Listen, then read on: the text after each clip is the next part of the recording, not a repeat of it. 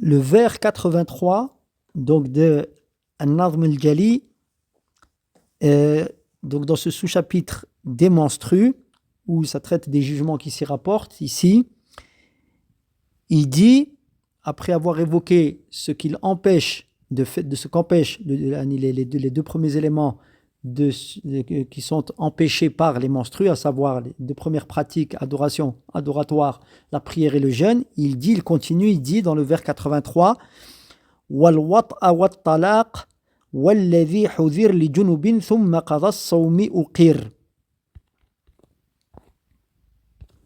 Donc il dit ensuite les rapports au sens de les rapports par la pénétration est interdit, ainsi que le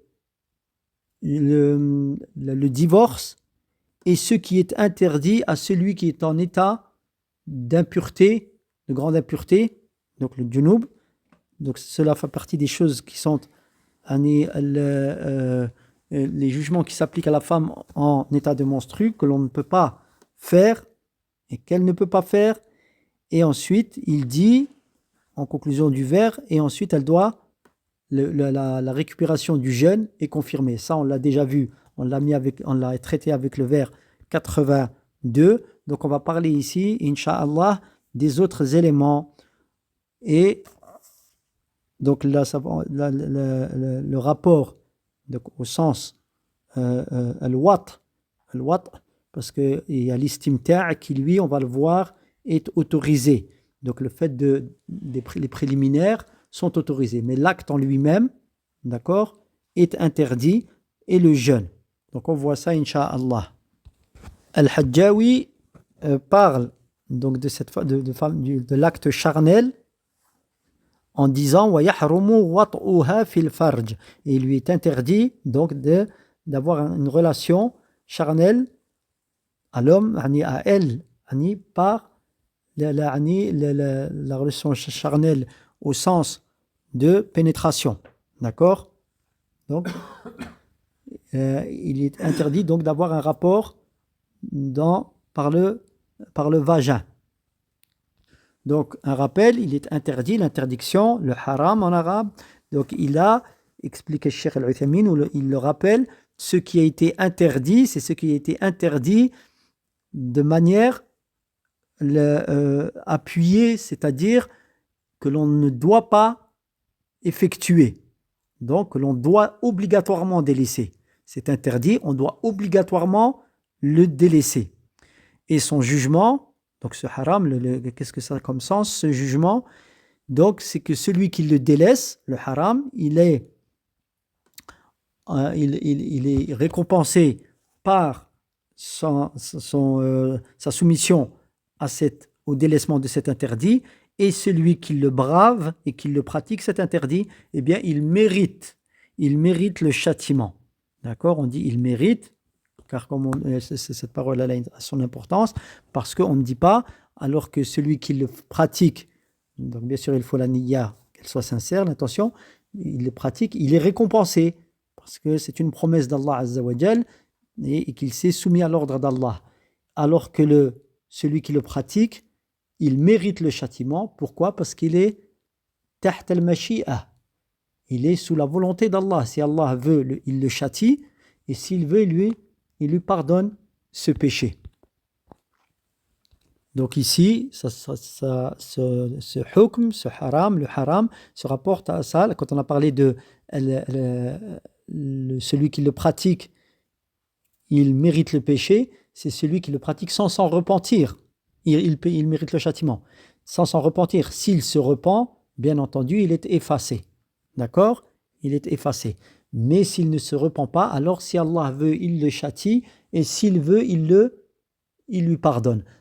Donc ça, c'est pour faire la différence entre ça et shirk, l'association. L'association ne peut être pardonnée que par le biais d'un repentir. Celui qui ne se repent pas de l'association, ça n'est pas comme les autres péchés. Allah Azza wa Jal dit « Inna Allaha la yaghfiru an yushraka bihi wa yaghfiru ma duna dhalika liman yasha » Allah ne pardonne pas qu'on lui accorde un associé, et il pardonne en dehors de cela à qui il veut. C'est bien la preuve ici qu'il n'est pas pardonné si ce n'est par un repentir ici. D'accord? En ce qui concerne l'association. Donc, ensuite, le cheikh explique la preuve de l'interdiction, le tahrim, du rapport charnel, donc par pénétration, pour la femme en état de menstru, eh bien, c'est ce qui suit. Premièrement, la parole d'Allah le Très-Haut, يَسْأَلُونَكَ عَنِ الْمَحِيضِ قُلْ هُوَ أَذًى فَاعْتَزِلُوا النِّسَاءَ في المحيض فاعتزلوا النساء في المحيض ولا تقربوهن حتى يطهرن. Donc, le verset dans Surat Al-Baqarah, Surat la Vache, verset 222, et il t'interroge au sujet des menstrues. Dis, ceci représente un mal, d'accord? Donc, ce sont des menstrues, les menstrues, donc elles sont mauvaises. Éloignez-vous donc ne vous approchez pas des femmes, c'est-à-dire par l'acte, durant les menstrues. Et donc, éloignez-vous d'elles, c'est-à-dire ici c'est l'acte qui est visé, c'est pas éloignez-vous d'elles, ne restez pas avec elles, avec vos épouses là. On vit une vie normale avec nos épouses, si elles sont en état de menstru. Ici, isolez-vous d'elles, c'est-à-dire n'accomplissez pas l'acte charnel. Et c'est la preuve qui réside dans cette parole qu'il n'y a pas d'acte charnel avec l'épouse.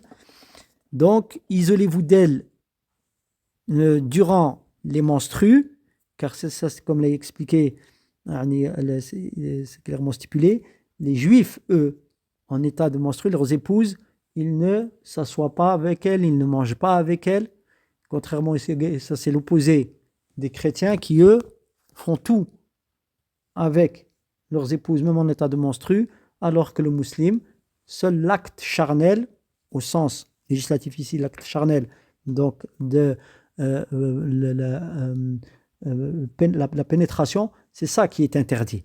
Donc, et ensuite, Allah Azza wa Jal dit, et ne vous approchez pas d'elle jusqu'à ce qu'elle soit purifiée, donc qu'elle sorte des menstrues. Donc ça, c'est la première preuve que ramène al-Cheikh au sujet du fait qu'on n'ait pas le droit d'avoir un rapport charnel direct avec son épouse pendant les menstrues, alors qu'elle est en état de menstru.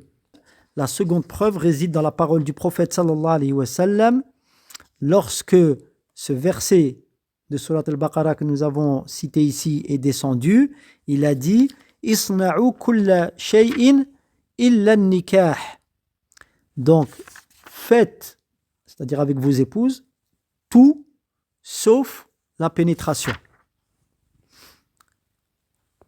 Donc ça, c'est un hadith rapporté par Muslim.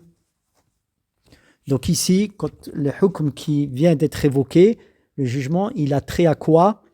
À la pénétration, donc l'acte charnel. On y a proprement parlé. Quant à l'istimta', qu'on traduit par les préliminaires, l'istimta', donc c'est le fait de profiter de son épouse, l'épouse profite de son mari, sans qu'il y ait la conclusion de l'acte ici, alors c'est un autre jugement. Il n'est pas concerné par ce jugement-là. Donc ici, on l'évoque, même si ce n'est pas évoqué dans Al-Nazm al-Jali, mais c'est en rapport. Donc il dit, Al-Hajjawi dit « Wa yastamti'u minha bima dunahu » Donc, il profite donc d'elle, son mari, en dessous donc des parties intimes, ou plutôt, excusez-moi, du reste de son corps, d'accord, excepté cette partie-là, donc sa partie intime de la femme. Donc ici, la preuve de cela réside dans le fait que le prophète sallallahu alayhi wa sallam, il disait à son épouse lorsqu'il voulait son épouse Aïcha, lorsqu'il voulait donc profiter de son épouse comme l'homme profite de sa femme, alors qu'elle était en état de menstru, il lui ordonnait de mettre un pagne. Elle mettait un pagne et il profiter de son épouse normalement, sauf l'acte conclusif, on va dire, l'acte charnel qu'on a évoqué précédemment. Donc, et le fait, explique Cheikh Al-Uthaymin, donc ce hadith est rapporté par Al-Bukhari, donc, et le fait que le prophète sallallahu alayhi wa sallam lui ordonnait de se couvrir donc, les parties en mettant un pagne, donc le Cheikh explique que c'était afin qu'il ne voit pas une chose répugnante, à savoir le sang qui s'écoule, le sang des menstrues, donc, et les traces de cela. Et lorsqu'il veut, s'il veut profiter de ce qu'il y a, lorsqu'on parle de mettre un pagne, donc on connaît la taille d'un pagne, ça couvre les cuisses, mais s'il veut profiter des jambes de son épouse et de ses cuisses, il n'y a pas de mal à cela. Cheikh dit ensuite, et si quelqu'un nous dit, comment tu réponds à la parole du messager du prophète sallallahu alayhi wa sallam, ou plutôt à la compréhension de la parole du prophète sallallahu alayhi wa sallam lorsqu'on l'a interrogé au sujet de ceux qui étaient autorisés à l'homme du corps de sa femme lorsqu'elle est en état de menstru. Il a répondu tu peux profiter de ce qu'il y a au-dessus de l'izar, fawqa l'izar, d'accord? Donc ici, c'est la question qui est posée, comme si quelqu'un venait faire une objection à ce qu'il a dit Cheikh précédemment, à savoir qu'il peut profiter de ce qu'il y a de ses jambes dans leur entièreté, de ses jambes, même de sa femme, dans leur entièreté. Donc l'apparence de ce hadith qui vient d'être donné, c'est que il ne peut profiter que de ce qu'il y a au-dessus donc de l'izar, donc à partir de la taille en fait. Allahu a'lam. Donc, Ibn Daoud a rapporté ce hadith et dans sa chaîne de transmission, il y a Al-Ala ibn al-Harith qui est quelqu'un de véridique et savant, mais il a été accusé de Al-Qadr, donc de la parole des gens du libre arbitre, donc une secte de la communauté. Et il s'est trompé. Il lui est arrivé de se tromper, de mélanger. Il a fait de l'ikhtilat. Donc, et il a ce hadith, un autre hadith qui vient, donc c'est un hadith témoin, qui témoigne, on va dire, en sa faveur, le hadith de Omar ibn al-Khattab, qu'a rapporté Ibn Majah dans le livre de Iqamat as-Salah, l'accomplissement de la prière, et ainsi que Abu Ya'la et le Bayhaqi d'après Zayd ibn Abi Anisa, d'après Abi Ishaq, d'après Asim ibn Amr, d'après Umayr Mawla Umar, d'après Omar ibn al-Khattab. Donc il a été, ce hadith également rapporté, il a été rapporté de plusieurs voies, par plusieurs voies, d'après Asim ibn Amr, et celle-ci est la plus sûre. Et Al-Busiri a dit le point, on va dire, névralgique de ces deux voix, ça a été rapporté par deux voix, comme on en a vu une qui était faible, et la seconde, de Ibn al-Khattab, qui est jusqu'à Omar ibn al-Khattab, radiyallahu anhu, qui, elle, paraît plus sûre. Donc, Al-Busiri, donc il dit que le point, entre guillemets, névralgique, ce sur quoi tourne la divergence au sujet de ces deux voix du hadith, c'est Asim ibn Amr, et il est faible. Al-Uqayli l'a évoqué dans les Du'afa, les faibles, et Al-Bukhari a dit son hadith n'est pas confirmé, affirmé, donc sûr, n'est pas sûr. Donc, et Abu Hatim Ar-Razi a dit c'est quelqu'un de véridique. Donc, il dit, et Ibn Hibban l'a évoqué parmi les sûrs, donc les sûrs, les dignes de confiance. Et Ibn Hajar al-Asqalani a dit il est sûr et on l'a accusé de tashayyu', donc d'être sur la voie chiite. Quant à Umayr, un autre élément de la chaîne de transmission, donc Ibn Hibban l'a évoqué dans les sûrs, les fiqat, et Ibn Hajar a dit il est accepté.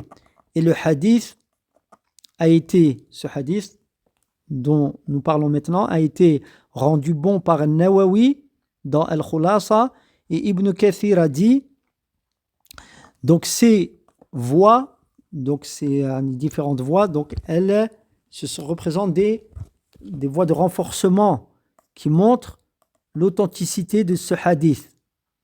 Et Ibn Hajar a dit c'est un hadith bon. C'est un hadith bon. Donc on rappelle le hadith. Lorsqu'on a interrogé le prophète sallallahu alayhi wa sallam, qu'est-ce qu'il est autorisé à l'homme, de quoi est-il, quelles sont les parties qui sont autorisées à l'homme de son épouse lorsqu'elle est en état de menstru. Il dit ce qu'il y a au-dessus du izar. Donc, et cela montre en apparence que les préliminaires doivent, ou les attouchements que l'homme fait sur son épouse doivent se faire au-dessus de son izar, donc les caresses et autres. Le Cheikh Al-Uthaymin répond, la réponse à cela se fait comme suit. Premièrement, il dit cela, ce qu'a dit le prophète ici, sallallahu alayhi wa sallam, c'est pour préserver, d'accord, et de s'éloigner de l'interdit, c'est-à-dire de faire quelque chose de, on va dire entre guillemets, dangereux, de tomber dans quelque chose de dangereux, donc d'interdit, à savoir l'acte charnel par la pénétration. Donc c'est pour préserver. Il dit deuxièmement, donc il dit, on peut comprendre également ce hadith en lui donnant une portée qui va nous indiquer que cela dépend de la situation de l'homme. D'accord? La parole du prophète sallallahu alayhi wa sallam dans le premier hadith, faites ce que vous voulez, excepté la pénétration. Donc cela concernerait celui qui arrive à se retenir. Et la parole du prophète sallallahu alayhi wa sallam dans le second hadith, c'est donc lakama fawqa al-izar, on profite de ce qu'il y a au-dessus du izar. Cela concernerait qui? Celui qui n'arrive pas à se retenir, parce que du fait qu'il n'a peu de foi, ou parce qu'il a une grande, son désir est grand, d'accord? Quelqu'un qui a peu de religion, ou quelqu'un qui a un grand désir. Donc, le cheikh dit, et lorsque l'homme a profité de sa femme alors qu'elle est en état de menstru, alors il n'a pas à effectuer le ghusl, sauf si il se retrouve en état de grande impureté. Donc, s'il y a eu éjaculation, et la femme, elle est en état de menstru, lorsqu'elle a, elle aussi, elle a eu sa jouissance et qu'elle a éjaculé, donc, et qu'elle est dans cet état de menstru, alors il lui est recommandé, dit le cheikh, d'effectuer le lavement de al-janaba, de la grande impureté, afin qu'il ne reste sur elle que disparaissent les traces de la janaba, de la grande impureté de la janaba. Elle a toujours la grande impureté des menstrues, mais celle-ci disparaît, celle de la grande de la janaba disparaît. Donc il donne le profit qu'elle tire en faisant cela, c'est qu'elle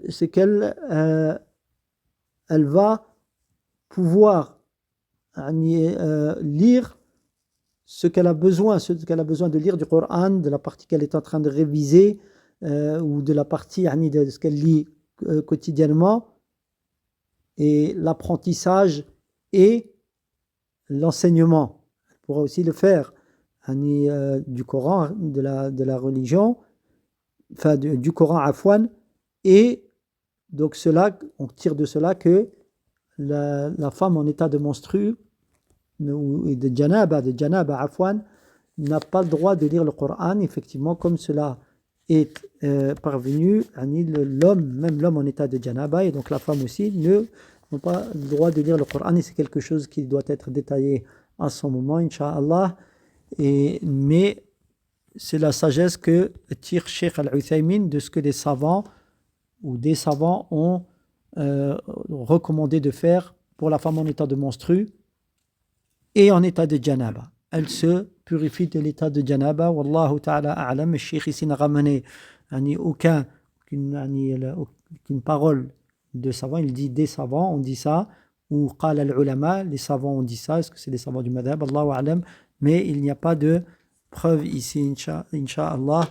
On essayera de trouver ça.